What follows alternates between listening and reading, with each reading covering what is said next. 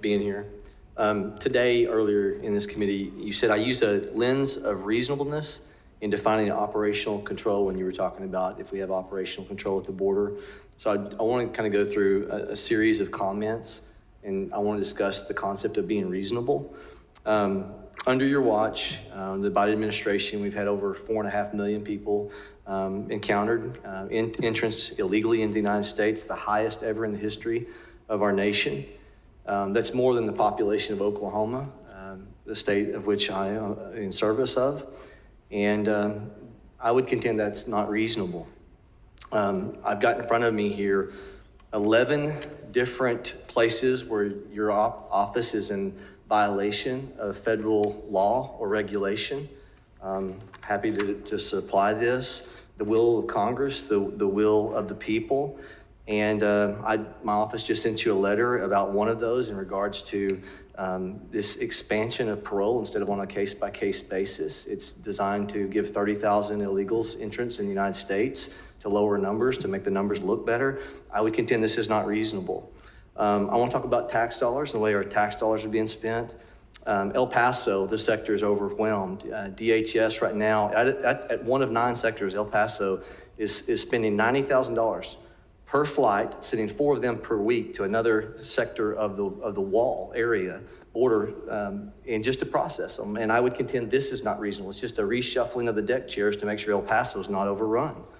Because of climate ideology, as my colleague just talked about, you all's request to spend $91 million for electric vehicle charging stations, $32 million for electric vehicles, which is not going to secure the border. It's not going to. There's a chance those vehicles could run out of energy. And its adherence to the Church of Nature, I would contend it's not reasonable.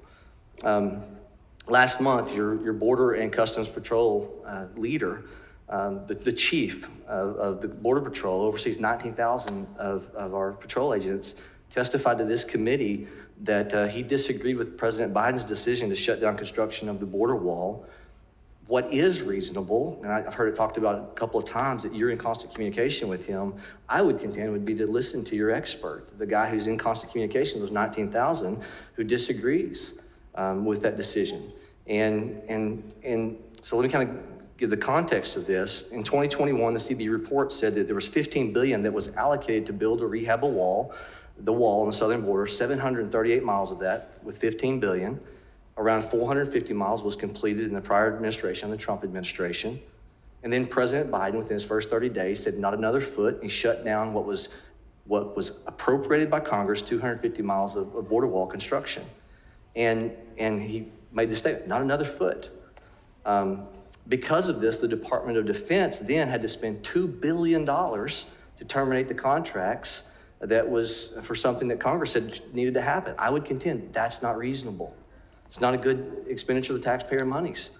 And it's usurping Article 1, Section 1 that says that all legislative powers be vested in the Congress, not by executive order letting the president undermine Congress. Now we continue to spend $130,000 a day to store and maintain those sections of wall rusting and wasting on the ground. It's not reasonable. You were, and looking at your history, you were under President Obama. You served as a Deputy Secretary of Homeland Security from 13 to 16 when Obama built a 150-mile of wall in tandem with the Secure Fence Act of 2006. The Biden budget that now proposes, you all proposing to spend $4.7 billion at this for a Southwest Border Contingency Fund that's set up to deal with the surge.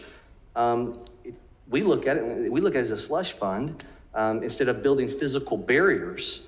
And I say physical barriers because I think it's important to note you served under an administration where you at some time adhered to the belief in physical barriers. There was a time where both Democrats and Republicans believed in it. Don't forget that President Biden, when he was Senator Biden, voted for the Secure Fence Act, which included physical barriers. It's not reasonable where we're at when the experts, even serving directly under you, are saying they disagree with that decision. Do you agree with your expert, Custom and Patrol Border Chief Raul Ortiz, who said before this committee last month that he disagreed with Biden's decision to shut down the construction of that 250-mile of border wall that Congress appropriated funds for?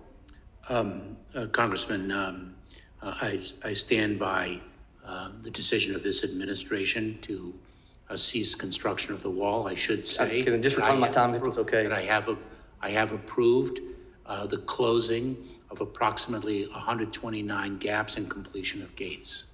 Mr. Chairman, just a little diligence here, 10 seconds. 10 seconds. Okay.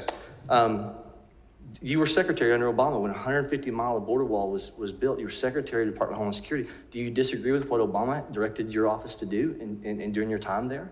No, when Democrats agreed with Republicans about physical barriers? There's a three-part solution with respect to security: personnel, technology, and barriers. The wall is a particular discrete aspect of barriers with which we respectfully disagree. Thank you. The gentleman yields.